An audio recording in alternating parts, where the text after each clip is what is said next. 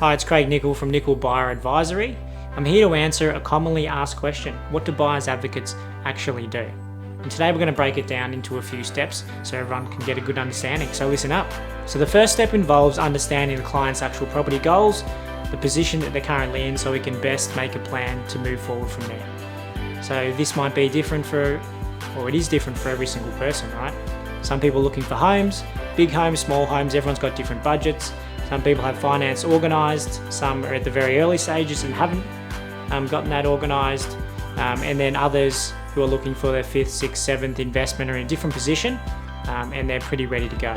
Once we have your property goals set, then we need to make sure that we find the right sort of assets, and it starts with a broader market analysis to see which part of Victoria, Australia is going to suit what that buyer needs. And we use back-end resources such as SQM Research, CoreLogic, RP Data, anything that we have from our back end for a lot of paid services, but also our industry insider information to be able to provide the most informed decisions and information for our clients to make better decisions. And that's really the broad analysis. Step number 3 is a more specific property search. We need to find the property that the client needs and wants to meet their real estate goals.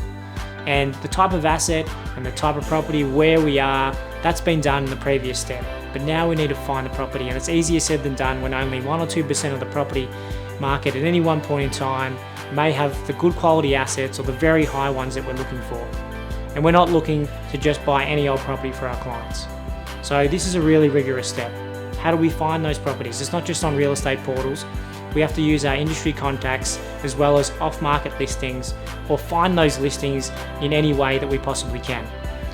This step is something that is really important. It's not just looking at criteria for bedrooms and bathrooms, but we've got a thorough sheet and criteria that we check through to ensure that the property meets the needs of the client, but also we're mitigating risks into the future, maybe for potential developments, other detractors that are nearby that are not going to help the client. But then we're also looking for things that are X factors that will help the client down the track.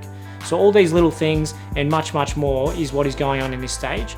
And it is a really rigorous step. And if we don't find that right property for the client, then we don't progress past this step.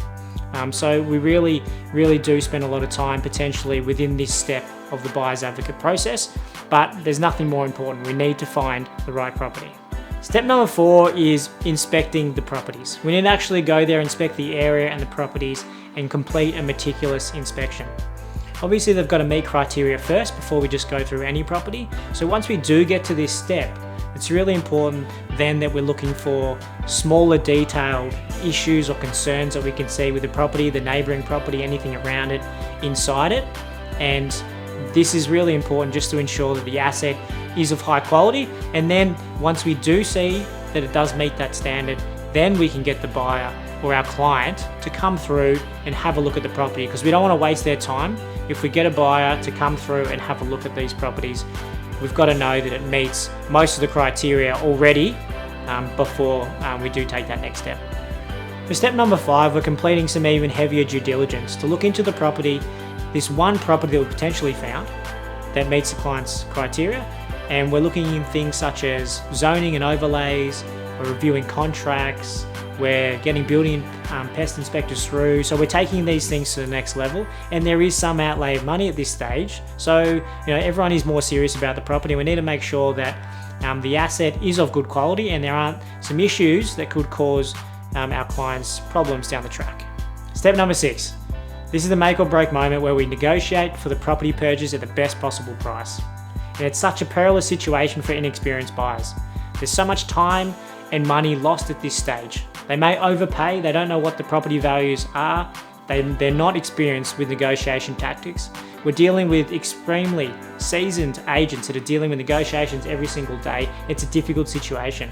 So that's why we focus on ensuring that we use our experience and negotiation skills to build strategies where we can purchase properties for the best price in any situation, whether it's expressions of interest, a private sale, off-market deal where you're talking directly with the owner, or where it's an auction.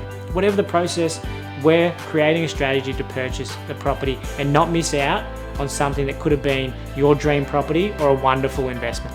Step number 7, the property's been purchased, but our service hasn't stopped.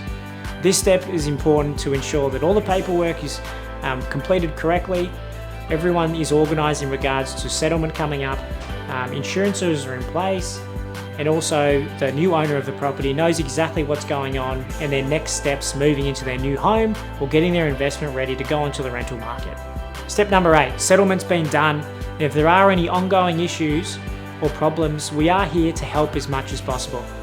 This is especially the case for potential renovations that you have planned. You could potentially use our industry contacts to be able to make that process smoother.